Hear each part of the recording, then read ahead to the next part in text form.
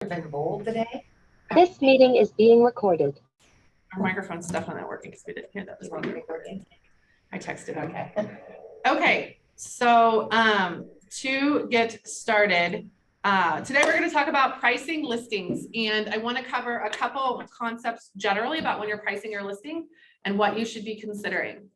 So one thing is setting expectations with your client from the get-go.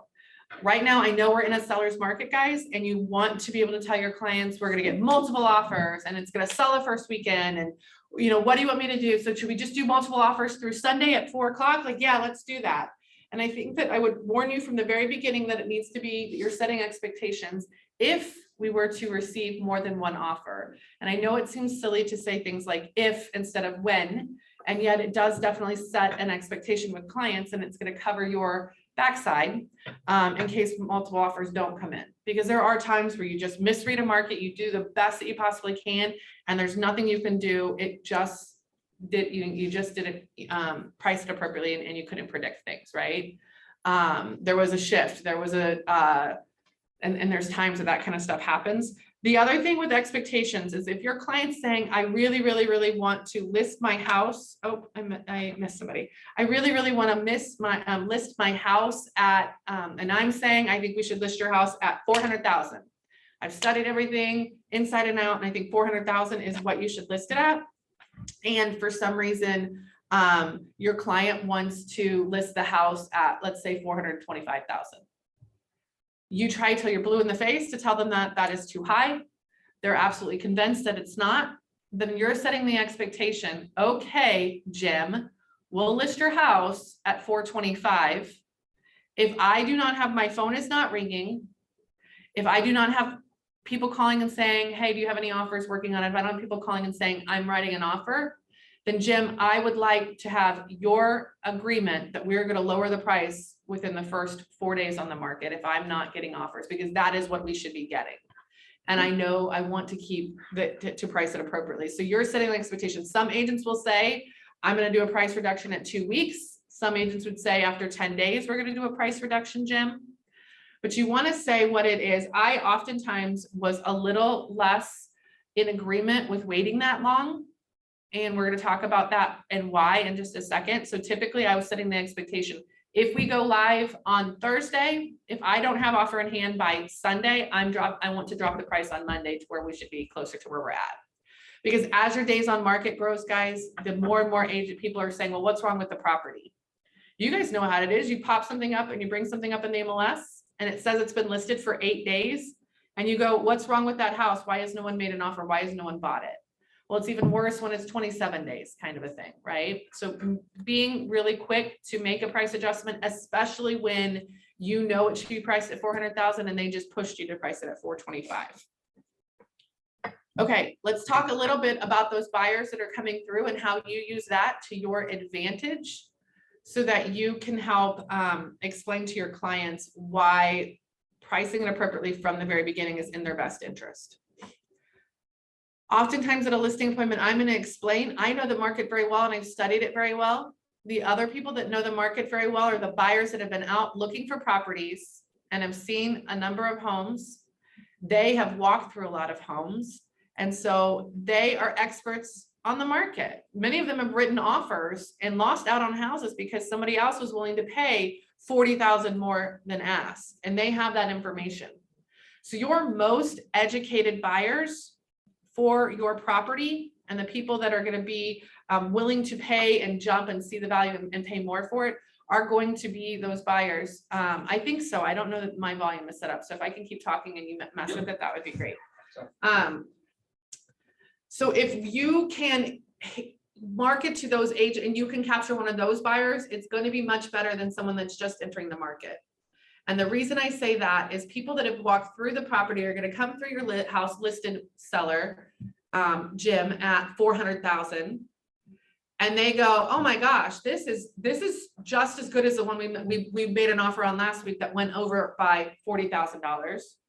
Okay, and look, they even have a new roof. That last one didn't have a new roof. They even have new windows. The last one didn't have new windows. Love the, the 2-car garage on this with the third car, with the third car parking spot. They are very educated on how much they should be paying for that property. They're very educated on the fact that it's not going to be perfect because they've walked through a lot and they've lost out on a lot that other people were paying more money for, even though it had defects. And so that's the buyer you want buying your house. If you overprice your house and it doesn't sell and then it sits for 2 or 3 weeks, guess what? All those educated buyers that know the market, know what they need to do and how they need to perform to pay, you what you want for your house and have a smooth transaction. They've snoozing on your property. They've already hidden it from their search and are no longer paying attention. And what instead you're getting, the showings you're getting at that point, guys, after your home has been on the market for a while, are going to be the buyers that are just now entering the market. So they're the brand new buyer. And they're going to walk into your house and go, yeah, it's got a new roof and it's got new windows and it's got the extra parking, and if they even notice that. But then they're also going to want to discount it for the fact that it doesn't have all new countertops in the, there's not solid countertops in the kitchen and the master bath isn't quite updated. And so they're going to nitpick it quite a bit more and may very well say, you know what, we just got started looking. I know this one's priced pretty well now at $410 and yet or $400. We're going to keep looking because, I think we can do better. I think we can find something with that, updated kitchen and that updated master bath that we really want.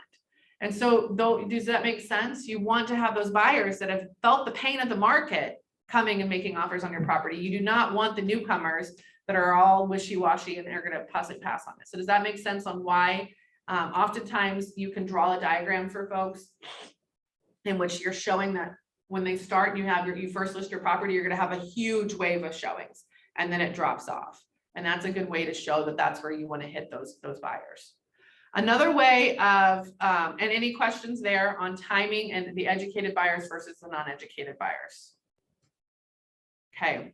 Doesn't mean that if you miss the window because you've got stubborn sellers and they're not dropping the price for you, doesn't mean that as an agent, you can't still be very proactive and go and just work a little bit harder with those uneducated buyers to say, hey guys, like what if we, instead of the 410 that we're listed at now, what if we took 400,000, which would give you the 10,000 to go and redo that master bath? It just might take a little, you still have the ability to do that, guys. Just note that that might be part of it. Okay, another concept when it comes to pricing, and this is more of a concept that you're going to explain when you're at a listing appointment and trying to help your your sellers understand why you're pricing a house a certain way. I'm going to use the example of a reverse 1.5 story. Okay, guys, but this is an example that you could use with any house. So it's a reverse 1.5 story. And let's say that it's one in which it's dated. Let's just say that much. Okay, so it's a dated 1.5 story that's going to need someone to come in and paint and remove some wallpaper and that kind of stuff. Okay. And so I've done my comps and I've done my research and I've made adjustments for that, but now I'm trying to make it to where the sellers are understanding how their buyer pool is smaller. So oftentimes I would say, okay, guys, so we have all the buyers. This house is located in Olathe. We have all the buyers in Olathe, and the buyers in Olathe, let's say it's this big of a pool. Well, now we've got to reduce it down to people that only want a 3-bedroom home. So we're going to reduce our buyer pool down for that. Now we have to reduce our buyer pool down again because it's got to be somebody that's comfortable with it being a reverse 1.5 story. A lot of families are not going to want their children sleeping in a house in which they're in the basement and it's a walkout basement, and those little ones could just walk out the back door and they don't really, have, or somebody can enter that back door there. A lot of them aren't ones that typically buy reverse 1.5 stories. So we're going to shrink our buyer pool again for that. Okay. In addition to that, we can all admit that somebody may not care for the flower wallpaper that we've got here in the kitchen, right? And some of the tastes that we've gotten there's some updates that we need to make to this house. So now we've got to find a buyer that's willing to make those updates, right? That has the vision and the drive and the willingness to deal with making those updates. We've shrunk your buyer pool even more. So, okay. And then finally, we've got to have a buyer that's got the cash to make those updates. And guys, you've got a beautiful home. I love all the square footage. I think that's great. It's going to be a huge asset. But note that sometimes all that square footage is more of a challenge too, because it's going to shrink our buyer pool that much more, because the people that can buy in this price point and still have the cash to make all these updates, and a lot of square footage means just more money. So I know you know that the houses are selling very quickly and that this price point is moving all over the board.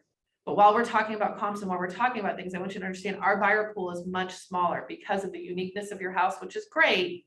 But that's why I'm kind of suggesting that we need to be here on price, right? Because we've got a much smaller buyer pool to pull from.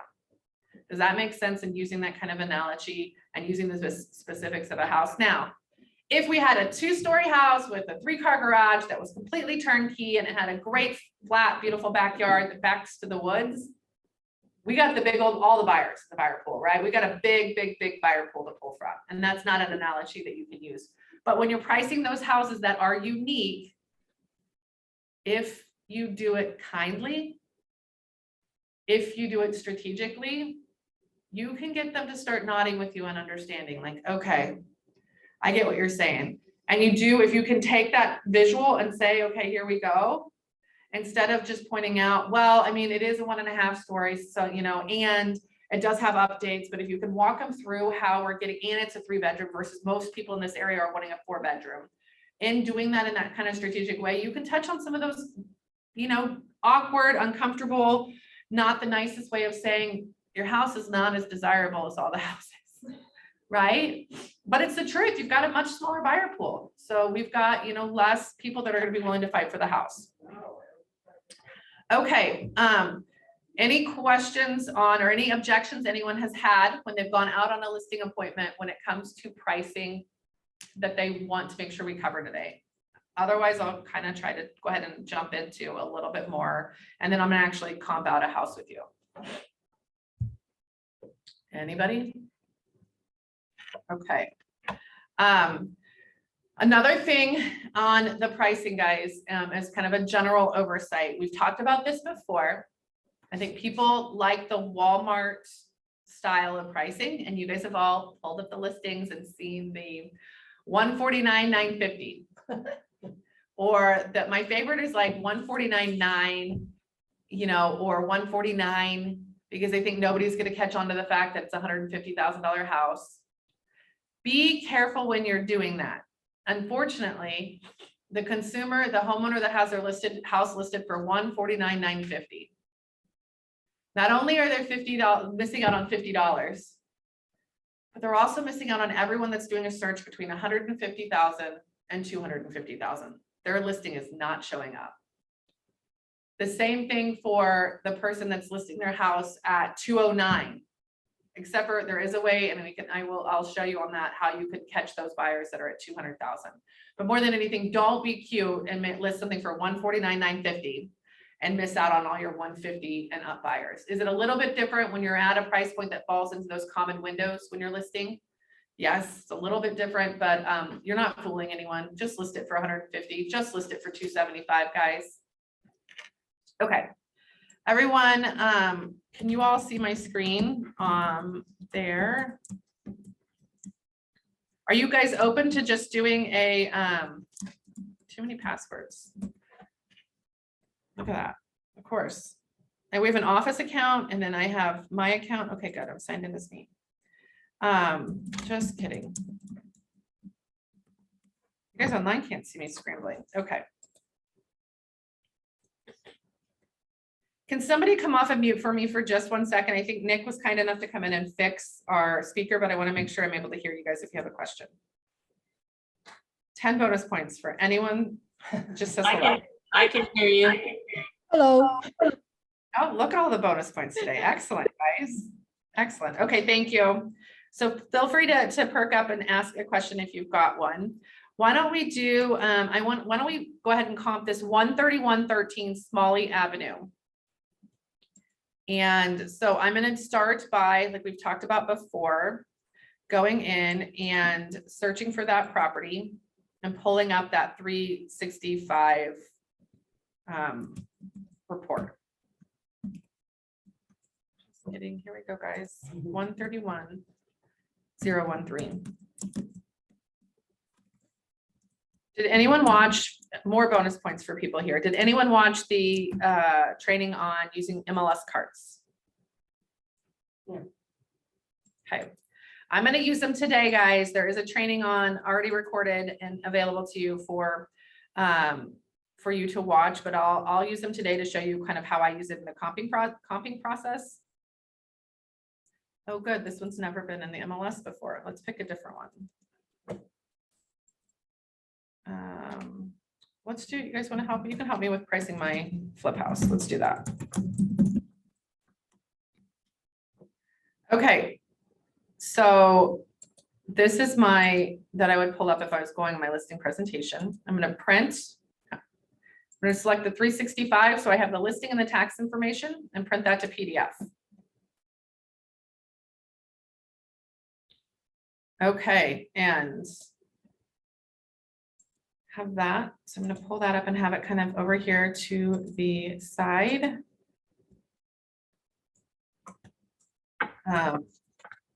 Obviously, I'm going to go out and do consult my intake where I'm gathering information there.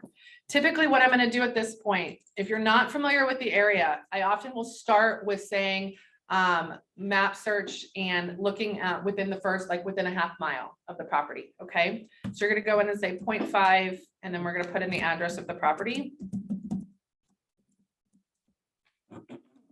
It's going to pop it up for it. So it's automatically going to put it on the map search within a half mile. Okay. Typically, I want to go down and I'm not going to do 180. I'm not going to do all of them. So we're going to say active, show for backup, pending, contingent, sold. And I'm going to say the last 90 days, guys. You want to start there and then go further back if you need to, because there's not enough comps. The bottom left, we've talked about this before. You've got 30 matches. So I've got a decent amount. Okay, I have in my head, I've been to this house before, been to this house plenty of times before. I know that it's a nicer house. So I know in my head, it's probably going to list for at least 450 or more. And if you've got an idea of that, you can put that price point in. And so now it's saying like, well, this is great. Now it's saying that it's less than 450. This house may not be the easiest to comp, guys. So let's do 300,000 or more. So that's got 15 down here. You're going to be able to put in your bedroom size. You're going to say 4 or more bedrooms because my property is 5 bedrooms. I'm going to say 2.5 or more bathrooms, even though mine's 3.5 or more, just because I want to make sure that I'm pulling enough. And then we're going to just leave the garage situation open. So I only have 3 results down here and I'm going to kind of monitor that, but let's go ahead and take a look at those first. So it looks like in that area, I've got a 3-story, which my property is. It's 5 bedrooms, 3 full baths. It's listed for $375. I then Ward Parkway have another one that's 4 bedrooms, 2.5 bath. That's a 2-story. So I'll take a look at these and go 2,100 square feet. Mine's 3,600 square feet. So it's not necessarily a great fit. Mine's a lot bigger. 2,600 square feet. Again, what did you say yours was? 36. Okay, 36. So it's not necessarily the best. I would say that like, okay, maybe this is something I could like adjust up possibly. So you're going to continue on. 2,900 square feet. We're getting closer there, but this is like definitely a different feel. Fairly updated. Not really updated at all. Okay. So at this point, I mean, literally guys, this is how you're comping something out. You might very well then come back to your criteria. And I'm going to say, instead of half of a mile, I'm going to do a full mile. Another way to adjust that search is to go under the map. So I've got a lot more to pick from here. To go under the map, and I'm going to say on the map, you can drag this guy to be a mile, 2 miles, whatever you need it to be. Are you guys familiar with doing your searches on your MLS like this? Okay. A lot of times, like I said, I really feel like I'm probably closer to being something that's going to list greater than 500,000. Then I'm going to go and look on my map if I don't know the area. And this is where my property is. I'm going to probably try to pick from here closer to. So I'm not like, if I don't know the area terribly well, I'm not going to start picking these ones way over here. I'm going to start closest to, and I'm going to like use the map area to look at it because sometimes I don't know the neighborhoods. And then I'm going to click on it and say, okay, let me look at this one. 2,200 square feet, still not great, but it's 4 bedrooms, 2.5 baths. It's on a busy street. Mine's on a busy street. This feels like a good comp. It's fairly updated. Mine is fairly updated. So even though it's less square footage in bathrooms, I could adjust it up to where I need to. So I'm going to select that one. I then would return to the map. A lot of times, guys, if I don't have anything that's in the specific neighborhood, which there wasn't anything that showed up, then I will click on the next closest. Or I might zoom in since this is on a busy street and look to see, are there any others that are on a busy street? Oh, wow, look, this one sits on the corner of State Line. That feels comparative. Let me check. Does that make sense? Okay, this one's 3,700 square feet. Wow, that's a pretty good comp. Busy street. It's 4 bedrooms, 3.5 baths. Mine is 5 bedrooms, 3.5 baths. Does that make sense how we're kind of playing that game? Okay, so I'm gonna go through, does everyone know how to then comp out? Is there any questions on how you're comping out a property? You literally are going through, looking at square footage, looking at bedrooms, looking at pictures. And I would then collect them, you all, and I would come down here to carts. I'm gonna click on carts. And again, there's a whole training on how to create carts, but then I'm gonna say it's a new cart. I'm gonna name my cart, listing comps Jefferson, and hit save. You can attach it to a contact if you'd like for that particular client and click save. So that's gonna add the 2 that we already selected here. I can continue to go through, and do you see how looking on the map that was helpful? Because it would have been hard for me, especially if I didn't know this area, that one sat on the corner of a busy street. And the best comp for this house, because it's on a busy street, is one that's on a busy street, right? We're not going to compare it to something that sits deep into a neighborhood before we compare it to something that sits on a busier street. Here's another one that sits on Gregory. If you knew the area, you would know it, but without, you could zoom in.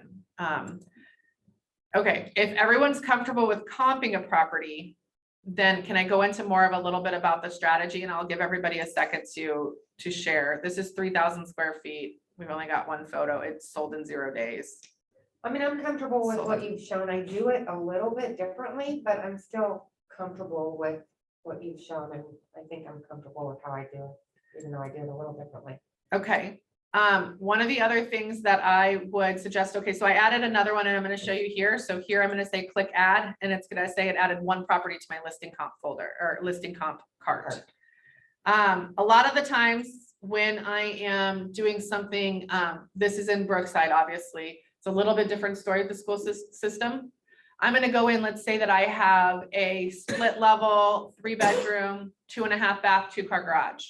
When I'm filling out my criteria for that, I'm going to start with 3 bedroom, 2.5 car garage, 2.5 bath, 2-car garage, and split level. I'm going to try to find as many that are exactly like it, right? Yes, okay, so that's how I do it.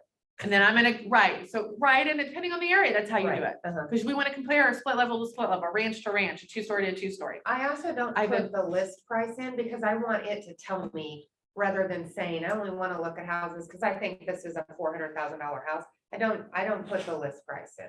Well, and sometimes depending on the area too, right, and how many you have to pull from, is like, if you know for a fact it's going to be that, and you don't want to be looking at all of the under, that kind of a thing. So yeah, you don't always put that in.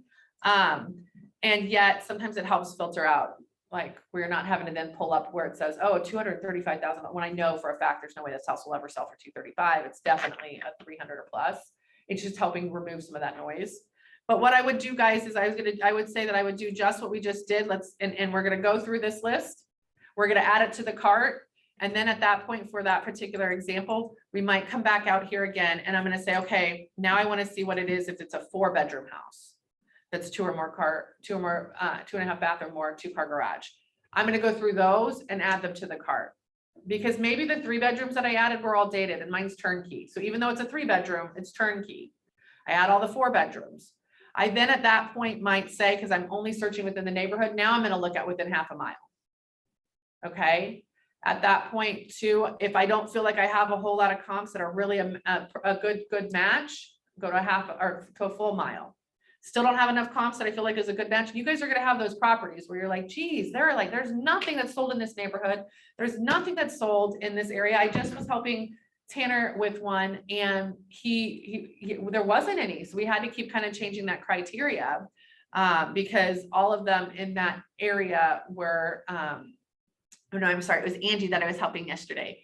All of them in that area were not split levels. They were 2 stories, right? And you're going, okay, now I have to make an adjustment. I guess I am gonna add some of those 2 stories in. Or you might come back out and we're gonna add in that middle school level.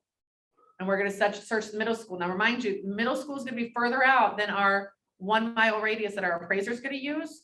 But we're trying to get into the mind of who is the buyer of this house. I'm selling a 1.5 story. Typically 1.5 stories are houses that people with teenagers buy. Maybe I'm looking at the high school range.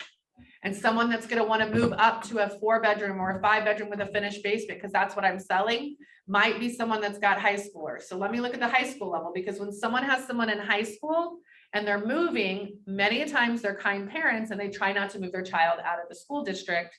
So they might be moving from this part of the school district all the way over to another side of the school district, and they're gonna be your buyer. And so you'd want to get, when you're pricing, your strategy is that you're trying to really get into the mindset of who is this buyer. Does that make sense? Yeah. And you're gonna look at it all the different ways and add it to the cart. At that point, you can go in and let's add a few more. Is that okay? Just for fun. Okay, on this point too, I do wanna share this while we are talking. So all but Dartmouth is on a busy street. I do want to add, you don't want to cross state lines. Sometimes I would say when you're looking at the map, whether you know the area or not, so the map is your friend when you're trying to find the comps, and you're trying to price something, even if you don't know the area, zoom in enough. And if you're going, wow, these lots over here are a lot bigger than the area that I'm selling in, the neighborhood I'm selling in, I would rethink looking at including the comps in this area, right? Like that's something that's going to make a big difference, the spacing between houses, the quality of the houses. All these houses are consistently a lot more expensive than the neighborhood that all the comps in the neighborhood over here that my house is in. That's telling you something without even knowing that area, without even driving around, right? That's a nicer neighborhood. If you use those comps, be prepared to defend to your seller why their house maybe isn't worth as much as that house in that neighborhood, okay? And you being comfortable in knowing that would be important. But you said don't cross state lines, so you would never compare your Brookfield to Correct. Prairie Village. Yes. Okay. That's because the school districts and your school districts, guys, an appraiser is going to call you on it too. Your school district will make a big difference too in some senses, so you can pay attention to that. But we're going to add all of our comps and then put it in the cart, and then you can craft through that. One of the things that I want to talk to you about why we're including actives, because that's your current competition. Your best, most recent comps are going to be your chauffeur backup or your pendings. That's what somebody was willing to pay within the last 30 to 60 days, right? Yeah, except that you don't really know what they were willing to pay because it hasn't closed. So Correct. You only know what it was listed at, right? Yep. Yeah. What I have, and I coach agents to all the time, and is a perfectly acceptable, I know you guys love it when I say this. It's a perfectly acceptable activity and thing for you to do as a good agent. You are more than welcome to reach out to this agent that has 70th Street represented and say, hey, Julie, congratulations on the contract that you got on 70th Street. Beautiful listing. Do you mind me asking, I saw you got it under contract in 2 days. How many offers did you have? Do you mind sharing with me? Were you guys above asking?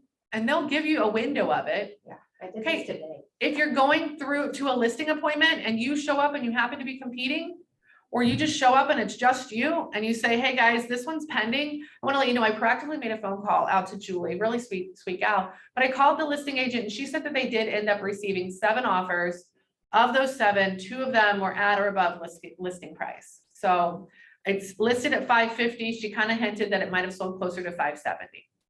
So you can still get that data. Does it require a little bit more legwork? Yes, but you are able to get that information. The other things that I would say, guys, when you're looking at your, okay, as far as competition goes too, pre-MLS is how you get to see who your competition is going to be down the road. Do take a look at that as well, right? To see what's coming. In kind of analyzing where you're at on the market, when you're looking at your sold comps, please, please, please, please, take a second to look at list price versus sales price. You can also scroll down and get some information here about what the terms were. Do you know how many times I would go on a listing appointment and I'd say, hey guys, We seem to be selling, a lot of cash of the 12 offers that were accepted in your area, 4 of them were cash. 8 of them, were conventional loans kind of a thing, and to have that data. But the other thing I would highly, highly recommend you paying attention to is contract date. Even though this one closed November 30th, it went under contract October 20th. That does make a difference in how much it sold for. And the reason I say that is I would be very careful if you're going and pulling comps from a year ago, or there's times in the year is what I guess I'm trying to say, that you need to be very careful of that. Right now, people that listed their house in October and went under contract in October did not get as much money that are the people that are going under listing their house right now. So you can gross that one up a little bit, I would say sometimes, because of that. Does that make sense? Mm-hmm. So definitely take a moment to look at your contract date and your close date. It was such a fun game. Pricing and being strategic is such a fun game. A lot of times I would encourage you to gather what you feel like feels similar. But yet what I've explained to agents too in pricing, a lot of it is going in and saying, is my house better or worse than this one? Is my house better or worse, bigger or smaller, more bedrooms or more bathrooms? And you're kind of playing that game of how you whittle it down to where we get to end up. So a lot of times I would go through and I would select my comps and I would put them in that cart for that property. And then we're going to open up that cart by clicking view cart. And then in here, I'm going to say, okay, I'm a 5-bedroom, which is bigger than all the rest of these. I have 3.5 bathrooms. So that feels like I was going to fall right in, in this window. And you're trying to look at where do you fall in all of the different listings. Does that make sense? Am I better or worse? And you're going to kind of try to just hit that sweet spot of, I'm not quite as far, in quite as nice of a neighborhood as this one. And so I'm going to discount myself so that I look desirable to that buyer. When it comes to your strategies, it is very, very tempting to get super excited and to say, okay, well, gosh, look at all these properties that are going there. I know that I'm better than this one because it's flipped twice and I'm not on the corner of 2 busy streets, but just one. It's listed at 685. I'm better than that one. So I'm going to list myself at 690. It has also been on the market for, it says 0 days. Oh, this is a different one. My bad. I'm wanting to talk about this one. It says 25 days. So it's been on the market 25 days because the sales flipped. Well, it's been on market 25 days too, because it's at 565. It started at 575. So I don't want to say I'm going to price myself at 590. I'm better than this one, or I'm going to price myself at 580. I'm better than this one, because this is an overpriced listing. Okay. So no, to not be thoughtful of that. You want to price your house really at where the market value is. Do not get greedy. The market will take it there. And so if you feel like the house is worth, let's call it, in your heart, when you're looking at all the different things and you're like, I think we sit in the market somewhere between 540 and 565, which is not the case on my flip house. It'll be more than that. But let's say, for example, it is. Then you want to really price it there. The market's going to drive it up higher. If you price it too high, guys, those educated buyers again are going to come in. They've walked through 14 houses. They know what stuff's worth. And they're going to say, man, I don't feel like this is worth 575. I mean, I definitely, or like, I guess it could sell for 575, but there's no way I would want to pay 600. And everything we've been walking through lately is going over asking by 25,000. So like, we'll just keep looking like this. It's not worth that. And they're a little freaked out and we'll back off of pricing it. Does that make sense? We'll back off of that.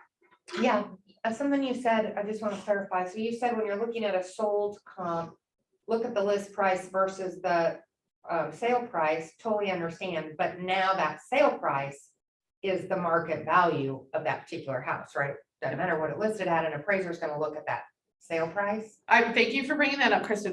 I'm glad you made that point. So, and so that I could clarify. It's the amount that it's sold for.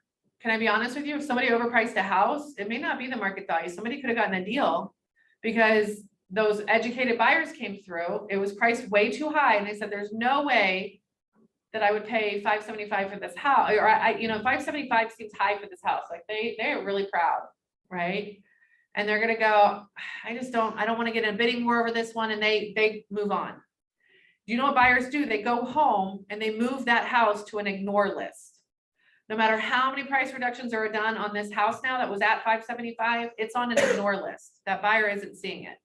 Unless the agent is proactively reaching out and saying, hey, we did a price reduction. Do you guys understand that's how MLS works? You go on an ignore list, you don't get any notifications for that house anymore.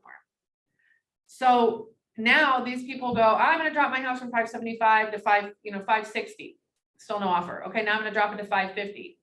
Well, now they're at 550, which is where they like, I guess what I'm trying to say is not necessarily, because by overpricing it, they missed the market and they ended up getting lower than market value for their home.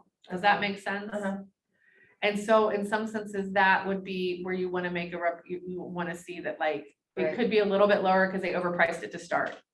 And yet, yes, it is close to what the market value is, but you want to take those other clues into place, right? There's been times before where somebody would have listed a house, let's say for 400,000, they listed it at 400,000, but it was really a 350 house. It may, Krista, have sold eventually after 65 days for 340, for 335. Because they missed the mark and so many buyers passed it up and started to go, oh gosh, there must be something wrong. How is that house on the market for 47 days? Like, what's wrong with it? There must be something wrong with it. Yeah.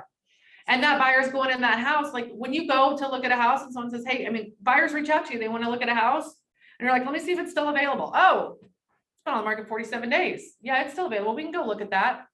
That buyer walks up to that house trying to figure out what's wrong with it. And so as they're walking through, they're like, oh, of course this one's still for sale. Like, look at it. The colors, like, isn't that, that's kind of like a really kind of a poopy green to paint your house. Why would you paint your house that poopy green? Right? Or what, because they're trying to figure it out. Oh, it must be because all the hardwoods need to be refinished. Like that's and that's gonna be like $8,000. And so it's where that drives the price down. Okay, one more question. Yeah. All right, so if the sale, let's say it was listed at 500 and the winning bid was 575, 75,000 over. Okay, 575, that's what they want to buy. And they have an appraisal contingency to bring cash. It appraises at 525.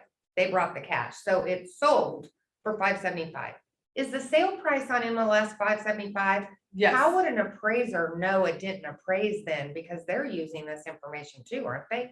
No, so that's a great, this is what is great about this market. These are really great examples. So thank you again, Krista, like not only the compliments earlier, and yet, I mean, you guys seriously, star student, appreciate it. No, but it's true. This is a really great question. What's going to show up in the MLS?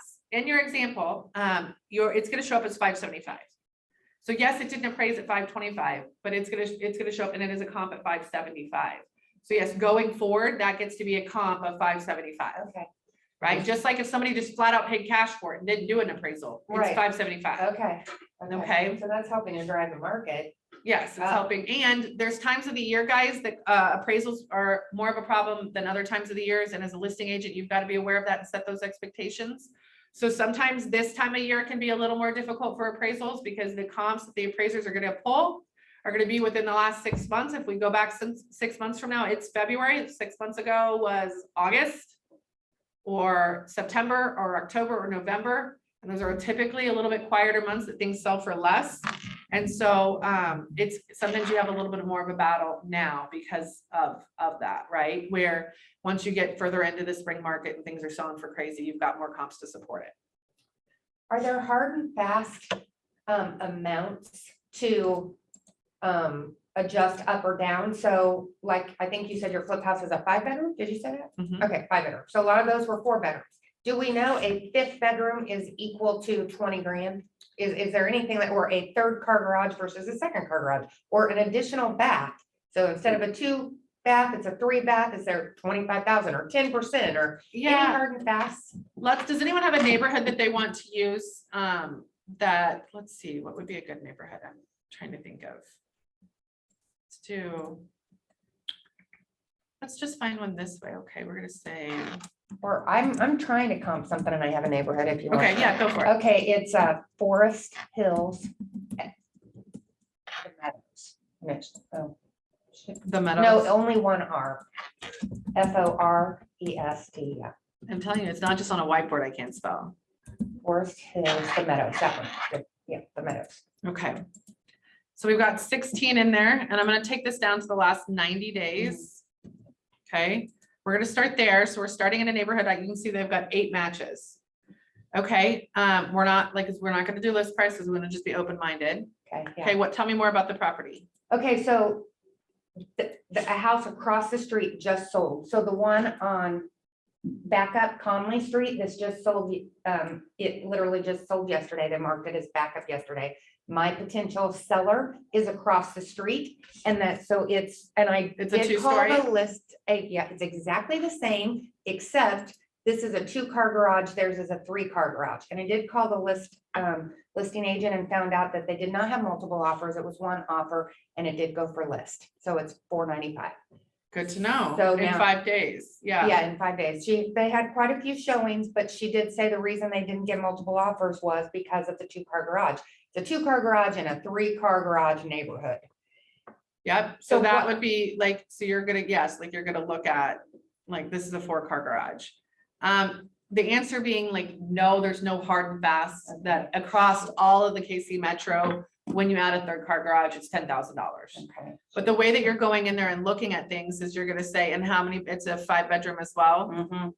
So you really do have to just kind of play with the numbers. And this again is where we're gonna say, where do we fit in? So that one sold for $495. So we know that we're gonna sell for more than $495, right? Right. If we're the exact same house, And it was, we had a 3-car garage, and can you look at it one more time? What year was it built?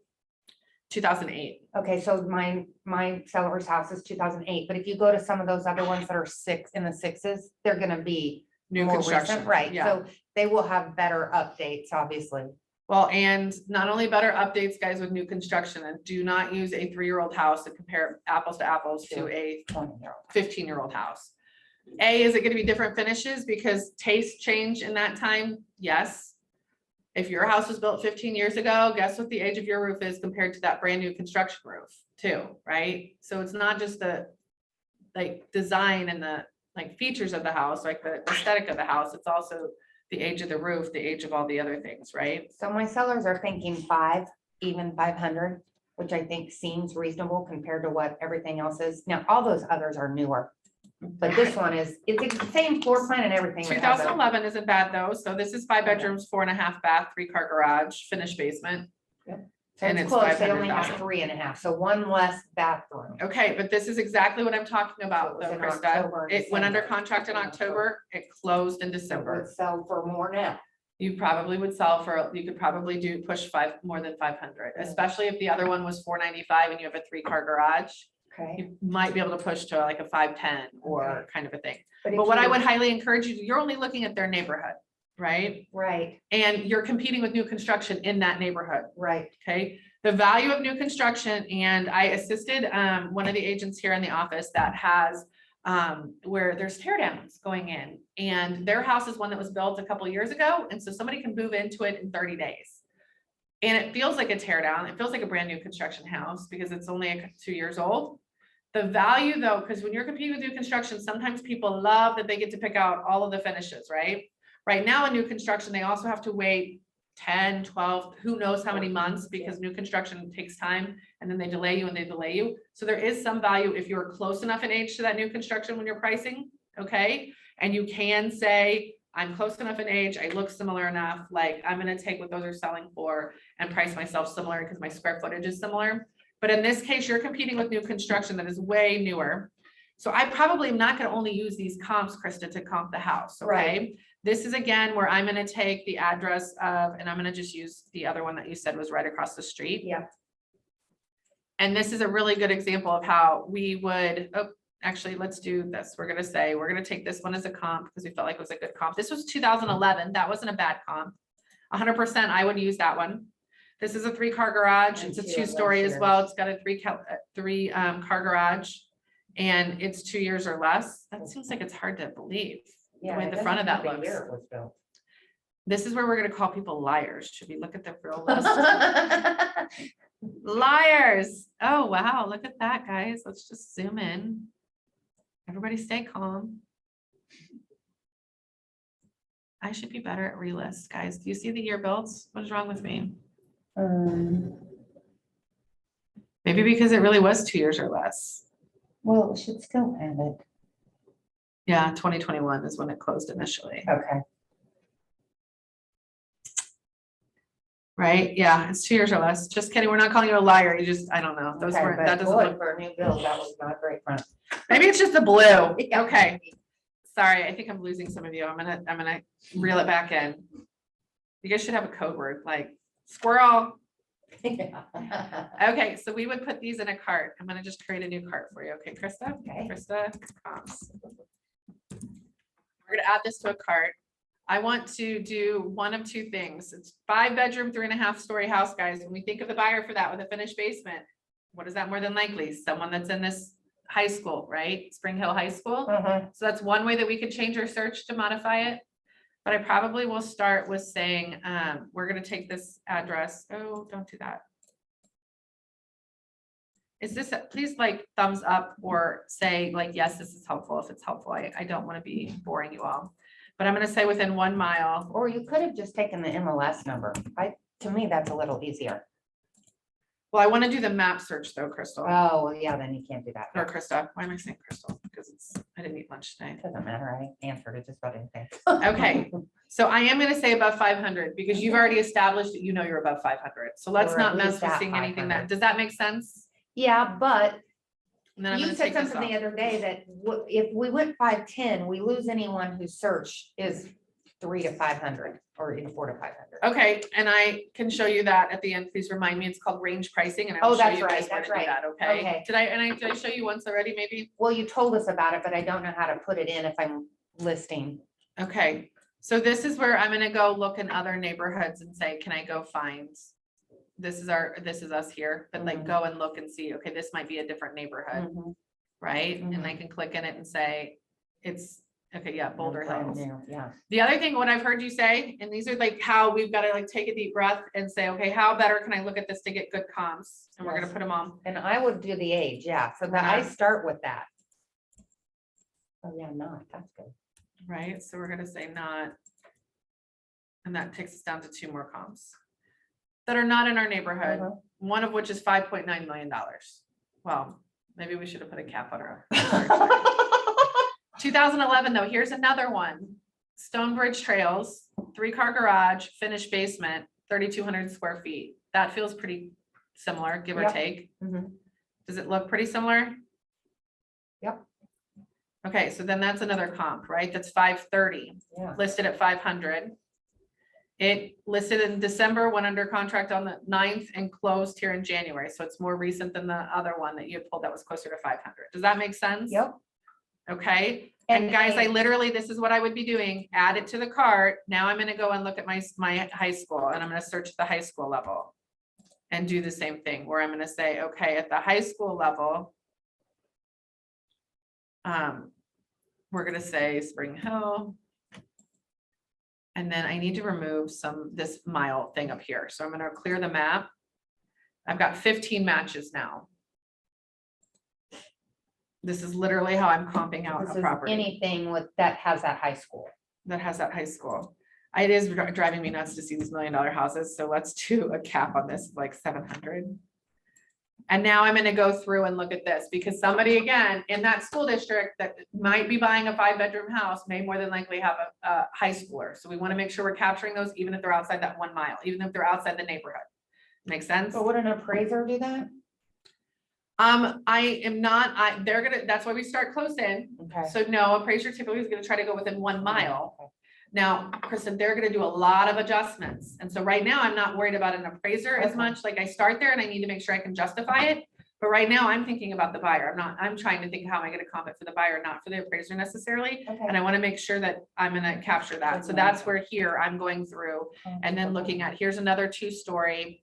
Again, it's similar in age. I'm not gonna do the, but here I found maybe another comp, 3,500 square feet, 4 bedrooms, 4.5 bath, 3-car garage, finished basement. Let's add that one. And it sold for 552. 552, 300, listed in November, went under contract again December, closed in January. And what neighborhood was that in? Stonebridge Park. Okay, yeah, I know where. Yeah. So do you see how and looks similar, doesn't it? Yeah. Looks similar. But do you see how we went from having one comp that said 500,000 in that neighborhood to now we have more that we've identified elsewhere? Let's see if there's any more when we go to that single agent link again.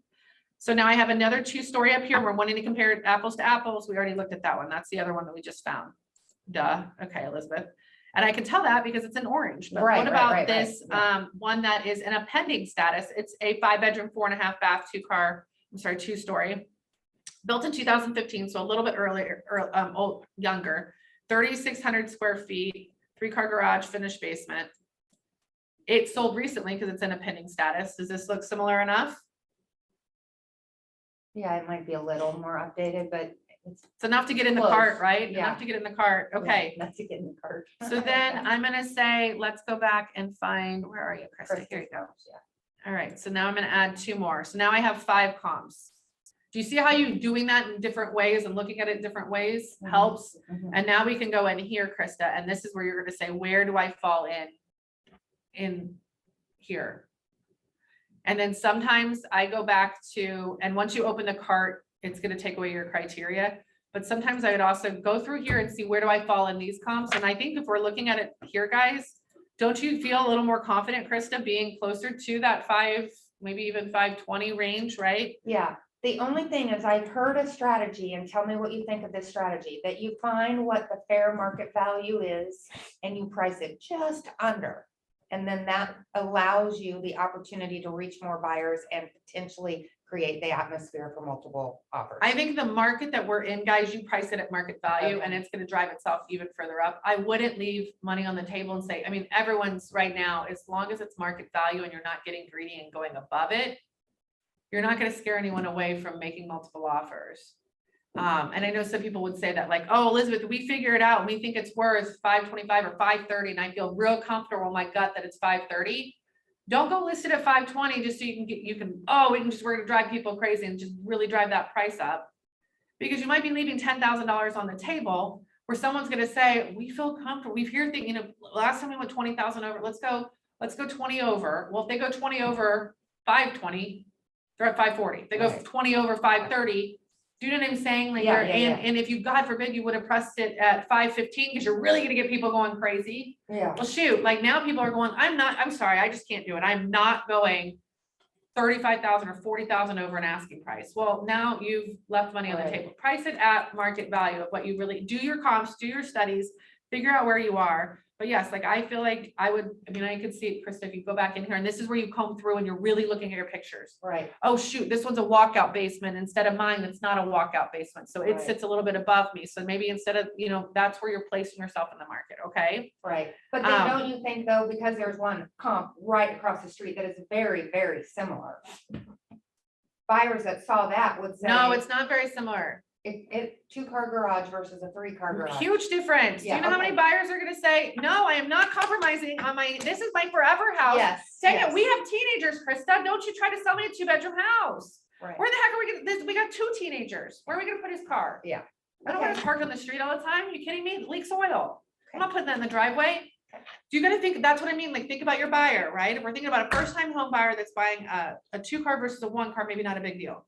But that, and I don't mean to get all excited with you. but Oh, no, I'm excited. I'm gonna does see that these make people that tonight and I'm 3-car like- garage makes a big difference, right? There's parts of town where another bedroom, a 4th bedroom versus a 3-bedroom, big deal. And the other difference is 'Cause once they you do start- have a daylight basement versus a regular basement. So Okay.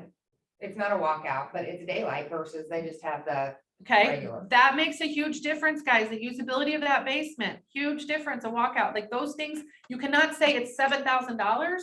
This is how you figure out how much of a difference it is. You go to the high school level and say, okay, somebody in this Even high though school paying for the- okay. was willing to pay 530 over here because it had a 3-car garage and a finished basement that was daylight or walkout or Yeah, whatever, okay. okay? That's how you figure out the difference and you figure out where you fall. Okay. Cool. One more thing that I would do is I get a gut feeling of where do I think we fall into my little cart here, what I collected. Then I'm gonna come out here and I'm gonna go back to my search. So one way, and I showed you guys this the other day, if you've been playing around in your cart and you forget or you're coming back later, recent searches. So this is the one that was at the high school level, okay? And if we wanna check again, we're gonna come down here to the bottom and we're gonna see this is where we were searching high school level, Oh, yeah. not 2 years or less. Okay, I'm gonna go back to the criteria for this search. I really can take out all of this noise because in some senses, well, let me leave the pending, just kidding. I'm gonna go down to the last like 30 days and really zoom in. But I'm gonna take out some of our other criteria here. So now I'm gonna say, I don't wanna look at what's not brand new. And everything, I think that that's all of our criteria. We're gonna stay within the high school, because that's where I really feel like our buyer is. And what can someone buy for 530,000? Okay, it looks like they can buy ranches, reverse ranches. Looks like the first 2-story they can buy is a $539,000 2-story. It's a 4-bedroom, 2.5 bath. Gosh, I'm better than that, right? Now, this is where you're drilling down into looking at it. Okay, it's 2 years or less. It's 46 to 90 days. So somebody has to wait for this house because it's new construction. Would it be more valuable to move into mine?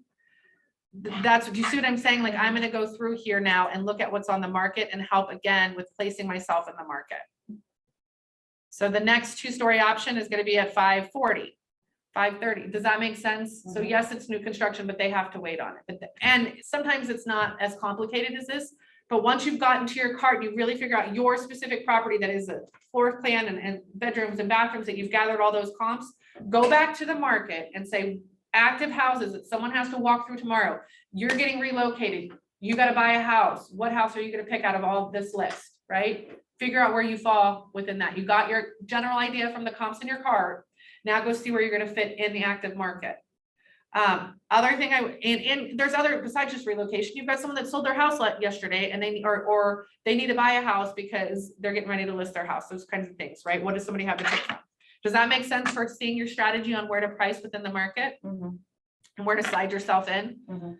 It is okay, even if you are in pre-MLS, guys, to go back in and I don't know too if I've done anything. Oh, it's hiding underneath. Okay, any questions online from anybody?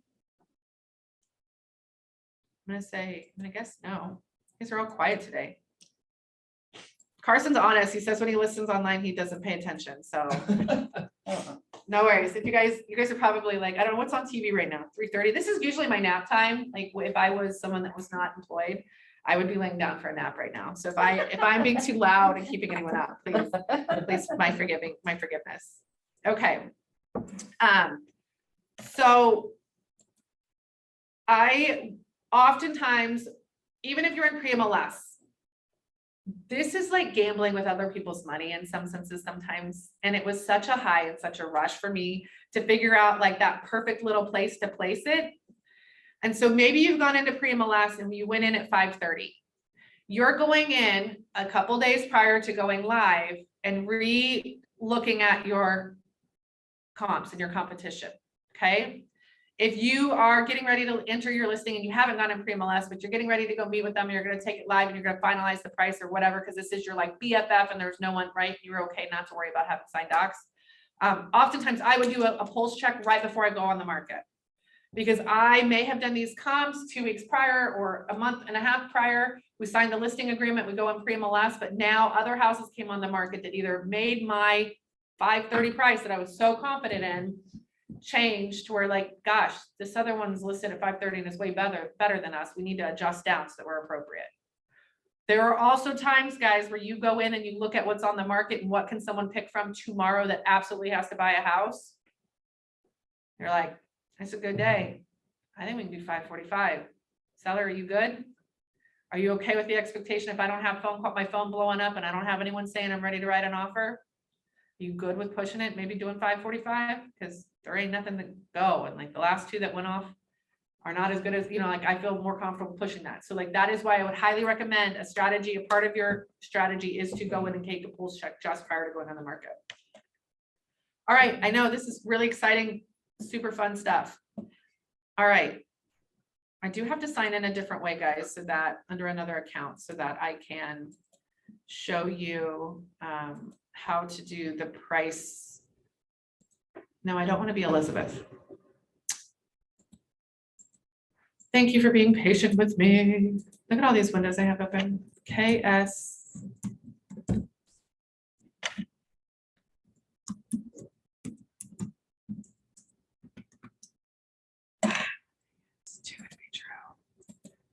We've had like 2 team meetings lately in which people had to look up their passwords in front of the entire office. Or they were entering them and they couldn't get them. Tanner, the other Tanner being one of them. Okay, let's click this and then we're gonna say Heartland.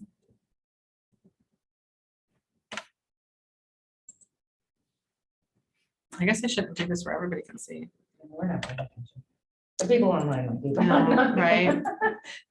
Well, there you go, and it's recorded. I don't know that I'm sharing my screen, so I think we're in a safe place. We are. Excellent, okay. Now I'm gonna forget the password. Dang it. Guys, we had awards today. I get a pass. How many agents do you have here? Right around a little over 100.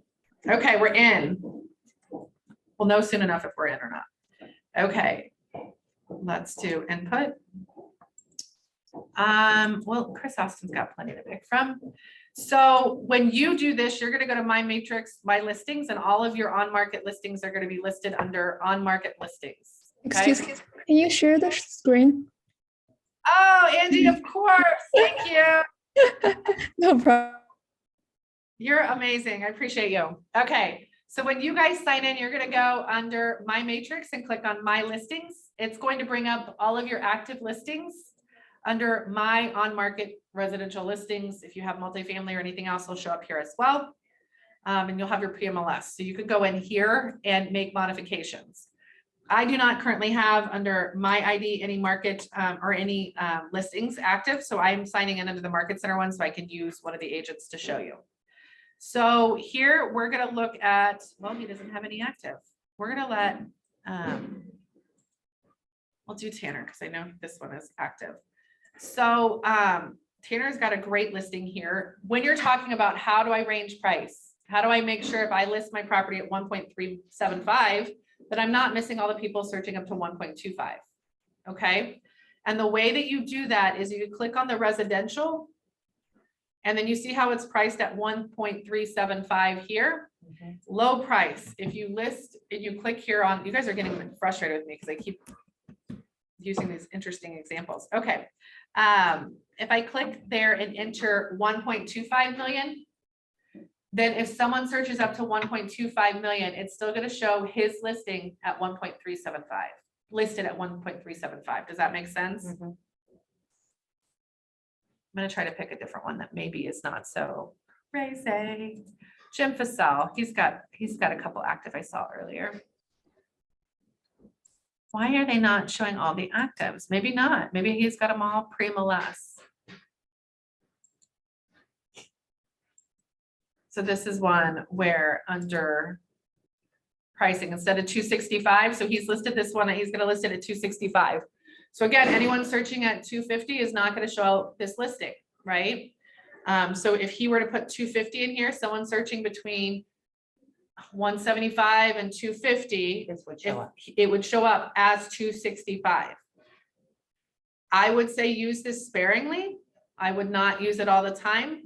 If you're listing something at 255, put it on from day one. You're going to make it show up as at 255 to 250 search. Okay.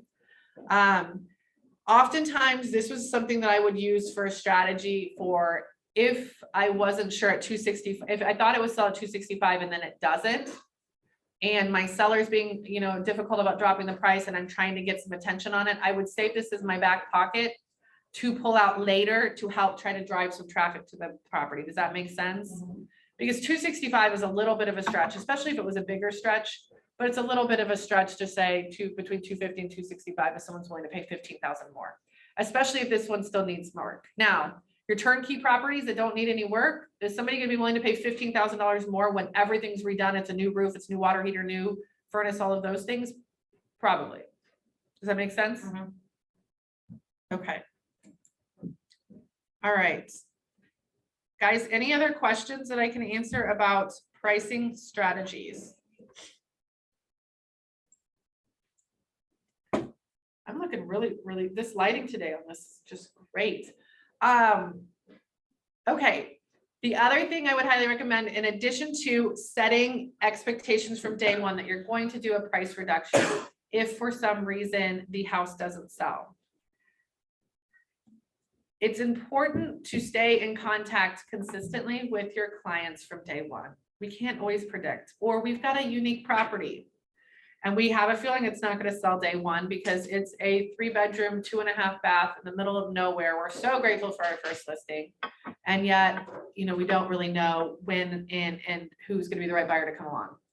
I would recommend that you do weekly listing updates, listing reports for your clients. And that's where a lot of times really good agents are going to say every Monday, they're going to sit down and they're going to say, seller, I want you to understand that when we have your house in the market, if you have not received an offer and been under contract, I'm going to send you a weekly listing update on Mondays. And on that listing update, they're going to do a summary of how many showings there were. They're going to do a summary of what that feedback was. I used to just print reports directly out of showing time and then combine those into that report. The agents are going to have that saved or that auto email set up for that client. And they're going to add, here's what houses came on the market. Here's what houses went under contract. And here are the houses that sold and what price they sold at. If you can do that consistently in a similar format every single week, sometimes people are including how many hits there were on Zillow for that house or on realtor.com for that house. Chris Austin does that for his weekly listing reports. If you're doing that consistently, you're checking in with your clients consistently. Rebecca Kane here in this office had a Warrensburg listing that gal worked her tail off to sell, but it wasn't an easy house to sell. It didn't sell on acreages, and that's what everybody out there was buying. But by checking in weekly, her clients knew that she was giving it her all, that she was watching the market, that she was paying attention. She was able to share that, like, hey, we had 2 people that called and they found out that didn't have room for a pool. They weren't interested in seeing it. So she was consistently delivering that message, made it a lot easier to say, guys, can't change our location. We can't change our condition. The only thing that changes our price. I think it's time for a price reduction when you're checking in consistently. A lot of times if you're doing that consistently and they're seeing it, they'll come to you and say, hey, do you think we should make an adjustment on the price?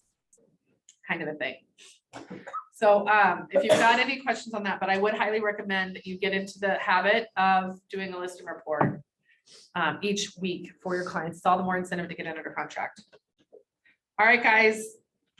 Anybody else have any other questions?